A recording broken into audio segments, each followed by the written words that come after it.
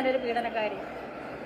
എന്നോട് ആരോടൊക്കെ ചോദിച്ചു വല്ല അറിയോ? ഞാൻ എനിക്കറിയില്ല. അവനങ്ങനെ തെറ്റ് ചെയ്യാണ്ട് അവനങ്ങനെ പറയൂ, ഞാൻ ഇങ്ങനെ ചിലപ്പോൾ എനിക്കെതിരെ ഇങ്ങനെ ഒരു ആരോപണം വരാം എന്ന് അവൻ പറയണമെന്നുണ്ടെങ്കിൽ? അയ്യോ, എനിക്കറിയില്ലല്ലോ. അതവിടെ പറഞ്ഞു സ്കൂളിൽ പോകണം എന്ന് പറഞ്ഞ് സുധിച്ചേട്ടനോട് വഴക്ക് പറഞ്ഞു. ടീച്ചറോടല്ല, സുധിച്ചേട്ടനോട് വഴക്ക് പറഞ്ഞു. സുധിച്ചേട്ടൻ ഷൂട്ടിന് കൊണ്ടുപോകണ്ട അങ്ങനെ പോയിട്ടെന്തോ പറഞ്ഞു. രേണു സുധി എയർപോർട്ടിൽ വന്ന് ഇറങ്ങിയ സമയത്ത് ഒരു ഇൻ്റർവ്യൂ കൊടുത്തിട്ടുണ്ടായിരുന്നു. നമുക്കൊക്കെ എയർപോർട്ടിൻ്റെ പുറത്ത് എത്തിക്കഴിയുമ്പോഴാണ് മീഡിയാസിനെയൊക്കെ കാണാൻ പറ്റുന്നത്. രേണു സുധി ഫ്ലൈറ്റിൽ നിന്ന് ഇറങ്ങിയപ്പോൾ തന്നെ ഓൺലൈൻ മീഡിയാസിനെ കണ്ടിരിക്കുന്നു. മോഹൻലാലിനും മമ്മൂട്ടിക്കും പോലും ഇല്ലാത്ത പ്രിവിലേജ് ആണല്ലോ രേണു സുധിക്ക്. കാരണം എന്താ വെച്ചാൽ എനിക്ക് ഋതപ്പൻ 6 വയസ്സേ ഉള്ളൂ, അവൻ കുഞ്ഞാണ്. അവന് വേണ്ടിയിട്ട് എന്തായാലും ജീവിച്ചേ പറ്റത്തുള്ളൂ. അത് മുമ്പ് ഋതപ്പനും കിച്ചുനും 2 പിള്ളേർക്കും വേണ്ടി ജീവിക്കണം എന്ന് പറഞ്ഞുകൊണ്ടിരുന്ന ആളാണ്. ഇപ്പം കിച്ചു വന്നൊരു വീഡിയോ ഇട്ടപ്പോൾ ഋതപ്പന് വേണ്ടി എനിക്ക് ജീവിച്ചേ പറ്റത്തുള്ളൂ. അപ്പം കിച്ചുനെ നൈസായിട്ട് അങ്ങ് ഒഴിവാക്കി. അപ്പം രേണുസുധി ഫാൻസ് കേട്ടല്ലോ, ഇനി പറയരുത് അവർ 2 മക്കൾക്ക് വേണ്ടിയിട്ടാണ് കഷ്ടപ്പെടുന്നത്, 2 മക്കൾക്ക് വേണ്ടിയിട്ടാണ് ജീവിക്കുന്നത്, 2 മക്കൾക്ക് വേണ്ടിയിട്ടാണ് ഇങ്ങനെയൊക്കെ ചെയ്യുന്നതെന്നുള്ളത്. ഒറ്റമോൻ, അതായത് ഋതപ്പൻ കിച്ചുവിനെ എഴുതി തള്ളി. ഓക്കെ, എന്നെ കൊണ്ട് പറ്റുന്ന പോലെ ഞാൻ ചെയ്തിട്ടുണ്ട്, നോക്കിയിട്ടുണ്ട്. 22 വയസ്സുള്ളൊരു കുട്ടിയാണ്. എപ്പോഴാണോ 22 വയസ്സുള്ള കുട്ടിയാണെന്നുള്ള ഓർമ്മ വരുന്നത്?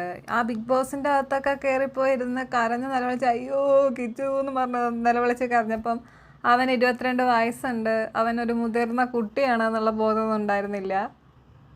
അല്ല, മീഡിയാസിൻ്റെ മുന്നിൽ അവിടെ ഇവിടെയൊക്കെ കൊണ്ടുവന്ന് നിർത്തി എൻ്റെ കിച്ചു, എൻ്റെ ഋതപ്പൻ, എൻ്റെ കിച്ചു, എൻ്റെ ഋതപ്പൻ എന്ന് പറഞ്ഞാൽ നിങ്ങളൊക്കെ അറിഞ്ഞുകൊണ്ടിരുന്നിട്ടുണ്ടായിരുന്നു.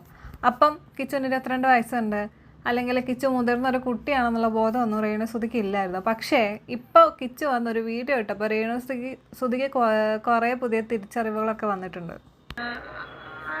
വളർന്നു വന്ന കുട്ടിയാണ്, പ്രായപൂർത്തിയായ കുട്ടിയാണ്. ഇനി അവന്റെ സ്വന്തമായിട്ട് സമ്പാദിക്കാറായി ജീവിക്കട്ടെ. എനിക്ക് എന്തായാലും കിച്ചു വീഡിയോ ഇട്ട അന്ന് വന്നിട്ട് ഞാൻ ആത്മഹത്യ ചെയ്യാൻ പോകുന്നു, ഞാൻ ചാവാൻ പോകുന്നു, അങ്ങനെയാണ് ഇങ്ങനെയാണ് എന്ന് പറഞ്ഞ രേണു ആണ് ഇപ്പോൾ വന്നിട്ട് കിച്ചു മുതിർന്ന കുട്ടിയാണ് എന്നൊക്കെ പറയുന്നത്.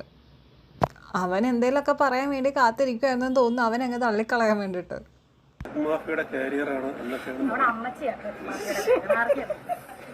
മനസ്സിലായോ? അവിടെ അമ്മച്ചിയാണ് മാഫിയുടെ കാര്യം. ഷെഫീന ബീവിയുടെ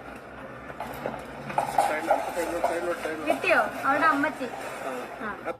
ഇതിനേക്കാളും ഇരട്ടി ഇപ്പം ഷെഫീന ബീബി 2-3 ദിവസമായിട്ട് ഇട്ടിട്ടുണ്ട്. ഇപ്പം നിങ്ങളുടെ കുറേ കാമുകന്മാരുടെ ലിസ്റ്റൊക്കെ ഷെഫീന ബീബി പറഞ്ഞെടുത്തിട്ടുണ്ട്. അതിൽ ആദ്യത്തെ ഒരാളുടെ ഇൻ്റർവ്യൂ ഷെഫീന ബീബി എടുത്ത് ഇട്ടിട്ടുണ്ട്. പാർട്ട് 1, പാർട്ട് 2, പാർട്ട് 3 എന്ന് പറഞ്ഞിട്ട്. ചോദിച്ച് മേടിച്ചതല്ലേ, വല്ല മൂലയ്ക്കും മിണ്ടാണ്ടിരുന്നായിരുന്നെങ്കിൽ അവർ ഇത്രയും എടുത്തിട്ട് ഇത് ചെയ്യത്തില്ലായിരുന്നല്ലോ. അവരുടെ അമ്മയ്ക്ക് വിളിച്ചു, ഷെഫീന ബീബി കയറി അങ്ങ് മാന്തി തുടങ്ങിയിട്ടുണ്ട്. തീർന്ന രേണുസുധി, നിങ്ങളുടെ കട്ടയും വടയും ആ സ്ത്രീ എടുത്ത് പുറത്തിടും.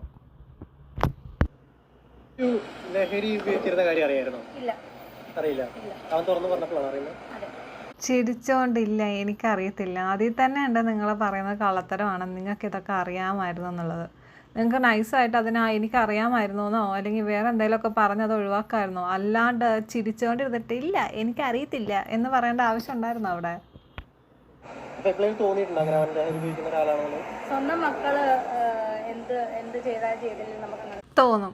സ്വന്തം മക്കൾ ഒരു തെറ്റ് ചെയ്യുമ്പം, അല്ലെങ്കിൽ നമ്മൾ മക്കളായിട്ട് കൊണ്ട് നടക്കുന്ന ആൾക്കാർ ഒരു തെറ്റ് ചെയ്യുമ്പോൾ ആദ്യം മനസ്സിലാവുന്നത് അമ്മമാർക്ക് തന്നെയാണ്. എന്തെങ്കിലും തോന്നുന്നു, ഞാൻ എന്തെങ്കിലും ഒരു തെറ്റ് ചെയ്ത് എൻ്റെ അമ്മയ്ക്ക് അത് തോന്നും. തീർച്ചയായിട്ടും തോന്നും. അമ്മമാരാണ് മക്കളിലുണ്ടാവുന്ന മാറ്റം ആദ്യം കയ്യോടെ പൊക്കുന്നത്. അത് കഴിഞ്ഞിട്ട് അച്ഛൻ പോലും അറിയത്തുള്ളൂ. അതറിയാമോ നിങ്ങൾക്ക്? നമ്മൾ എന്തെങ്കിലുമൊക്കെ ഒരു തെറ്റ് ചെയ്യുമ്പോൾ, അല്ലെങ്കിൽ നമ്മൾ എന്തെങ്കിലുമൊക്കെ ഒരു തെറ്റായ വഴിയിലോട്ട് പോകുന്നുണ്ടെന്ന് ആദ്യം കയ്യോടെ പൊക്കുന്നത് നമ്മുടെ അമ്മമാരായിരിക്കും. പിന്നെയാണ് അവർ പോയിട്ട് അത് അച്ഛൻ്റെ അടുത്ത് പറയുന്നത് ഇങ്ങനെയാണ് കാര്യങ്ങൾ, പിന്നെ അവിടെ നിന്ന് കിട്ടാനുള്ളത് കിട്ടും. ഇതാണ് ശരിയായിട്ട് നടക്കുന്ന കാര്യങ്ങൾ. അല്ലാണ്ട് മക്കളെ അഴിച്ചു വിട്ടിട്ട് ഞാനൊരു വഴിക്ക് മക്കളൊരു വഴിക്ക് വേറൊരു വഴിക്ക് എന്ന് പറഞ്ഞ് കൊണ്ട് നടക്കുന്ന അമ്മമാർക്ക് കാണാൻ പറ്റത്തില്ല. എല്ലാ അമ്മമാർക്ക് അറിയാൻ പറ്റും. ഋതപ്പൻ്റെ കഴുത്തിൽ ഒരു പാട് വന്നിട്ട് അതെന്തിൻ്റെ ആണെന്നും പോലും അറിയാത്ത ഒരമ്മയാണ് എനിക്ക് കിച്ചുവിൻ്റെ മാറ്റങ്ങൾ അറിയാൻ പോകുന്നത്.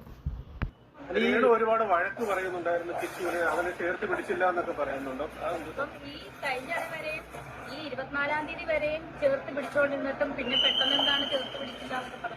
ഈ 500-1000 അയച്ചു കൊടുക്കുന്നതല്ല ചേർത്ത് പിടിക്കൽ എന്ന് പറയുന്നത്. ഒരു പ്രശ്നം വരുമ്പോൾ, ഒരു മാനസിക സംഘർഷം വരുമ്പോൾ, ഒരു വേദന വരുമ്പോൾ ചേർത്ത് പിടിച്ച് സമാധാനിപ്പിക്കാനും സ്നേഹിക്കാനും ഉള്ള ഒരാളുടെ സ്ഥാനമാണ് വേണ്ടത്. അതാണ് അവൻ ചേർത്ത് പിടിച്ചില്ല എന്ന് അവൻ ഉദ്ദേശിച്ചത്.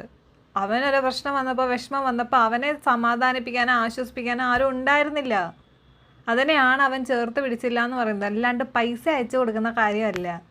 കിച്ചു തന്നെ പറഞ്ഞിട്ടുണ്ട്, ഞാനും അവരും തമ്മിൽ പൈസയുടെ ഇടപാട് മാത്രമേ ഉള്ളൂ, വേറെ ഒരു ബന്ധവും ഇല്ല എന്നുള്ളത്. എനിക്കറിയില്ല, ഞാൻ എന്നെ കൊണ്ട് പറ്റുന്ന പോലെ ഞാൻ ചെയ്തിട്ടുണ്ട്, നോക്കിയിട്ടുണ്ട്. 22 വയസ്സുള്ളൊരു കുട്ടിയാണ്. അപ്പം വളർന്നു വന്ന കുട്ടിയാണ്, പ്രായപൂർത്തിയായ കുട്ടിയാണ്. ഇനി അവനവൻ്റെ സ്വന്തം, എനിക്കറിയത്തില്ല അങ്ങനെ ഒരു പീഡനക്കാരി. എന്നോട് അവരോടൊക്കെ ചോദിച്ചു വല്ല അറിയാമോ, ഞാൻ എനിക്കറിയില്ല. അവനങ്ങനെ തെറ്റ് ചെയ്യാണ്ട് അവനങ്ങനെ പറയൂ, ഞാൻ ഇങ്ങനെ ചിലപ്പോൾ എനിക്കെതിരെ ഇങ്ങനെ ഒരു ആരോപണം വരാം എന്ന് അവൻ പറയണമെന്നുണ്ടെങ്കിൽ? അയ്യോ, എനിക്കറിയില്ലല്ലോ, അതവിടെ എനിക്കറിയില്ല. ഈ രേണുവിൻ്റെ ഒരു ഫ്രണ്ടിൻ്റെ ചാറ്റ് പുറത്ത് വന്നിട്ടുണ്ടായിരുന്നു ഈ കിച്ചുവിൻ്റെ പീഡനക്കാര്യത്തിനെ കുറിച്ചിട്ട്. അതായത് ഈ ഫ്രണ്ട് ചോദിക്കുന്നത് രേണുസുതി റിപ്ലൈ കൊടുക്കുന്നതൊക്കെ അത് വെച്ചിട്ടായിരിക്കണം, അല്ലെങ്കിൽ അത് മുൻകൂട്ടി കൈ കിട്ടിയത് കൊണ്ടായിരിക്കും കിച്ചു വന്നിട്ട് ഇങ്ങനൊരു കാര്യം മുൻകൂട്ടി പറഞ്ഞത്. എന്തൊക്കെയോ ഇതിൻ്റെ ഇടയിൽ നടക്കുന്നുണ്ട്. ചുമ്മാ ഒരാൾ വന്നിട്ട് എനിക്കെതിരെ ഇങ്ങനൊരു കാര്യം വരും എന്നുള്ള രീതിയിൽ പറയത്തില്ലല്ലോ. എൻ്റെ അറിവിൽ പറയത്തില്ല. കാരണം നമുക്കെതിരെ അല്ലെങ്കിൽ നമ്മളെ ഒന്ന് പെടുത്താൻ വേണ്ടിയിട്ട് ഇങ്ങനെ ഒരു ഗൂഢാലോചന ഇതിനു മുമ്പ് നടക്കുന്നുണ്ട് എന്നുള്ളതിൻ്റെ തെളിവ് നമുക്ക് കിട്ടിക്കഴിഞ്ഞാൽ എന്തായാലും സ്വാഭാവികമായിട്ട് നമ്മൾ വന്നിട്ടൊരു മുൻകൂർ ജാമ്യം പോലെ പറയും. ഇത് തന്നെ ആയിരിക്കണം ഇവിടെയും സംഭവിച്ചുകൊണ്ടിരിക്കുന്നത്. കാരണം ആ ഒരു സ്ക്രീൻഷോട്ട് ഉണ്ടല്ലോ, അതായത് കിച്ചു ആരുടെയും, കിച്ചുവിന് വല്ല പെണ്ണ് കേസുണ്ടോ എന്നായിരുന്നു ആ സ്ക്രീൻഷോട്ടിൽ ചോദിച്ചുകൊണ്ടിരുന്നത് രേണുസുധിയുടെ അടുത്ത്. രേണുസുധിയിൽ അതിന് കുറേ മറുപടിയൊക്കെ കൊടുക്കുന്നുണ്ട്. ആരൊക്കെയോ എന്തൊക്കെയോ എവിടൊക്കെയോ പ്ലാൻ ചെയ്യുന്നുണ്ട് ഇതിൻ്റെ ഇടയിൽ കൂടെ. എനിക്ക് തോന്നുന്നത് ആ സജീനയും മറ്റേ വേറൊരുത്തി ഉണ്ടല്ലോ, അവരും കൂടിയിട്ടുള്ള ഒരു ചാറ്റാണെന്ന് തോന്നുന്നത് രേണുസുധിയുടെ അടുത്ത്. എന്തേലൊക്കെ ആവട്ടെ. ശരി എന്നാൽ.